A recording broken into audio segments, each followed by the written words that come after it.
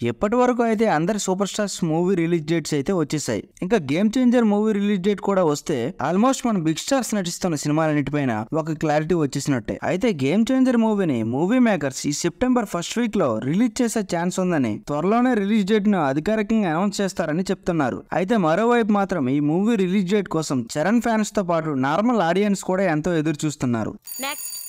ఊరి పేరు Bhairavakona movie recent గా రిలీజ్ అయ్యి మంచి టాకింగ్ సొంతం చేసుకుంది. అయితే ఈ మూవీ మొదటి రోజు కలెక్షన్ చూస్తే 6.3 కోట్లు వసూలు సాధించింది. అలాగే యూఎస్ఏ గ్రాస్ చూసుకుంటే $135K వసూలు చేసింది. ఈ మూవీ రిలీజ్ కాకముందు పెయిడ్ ప్రీమియర్ షోస్ గ్రాస్ చూసుకుంటే 1.1 crore వసూలు చేసింది.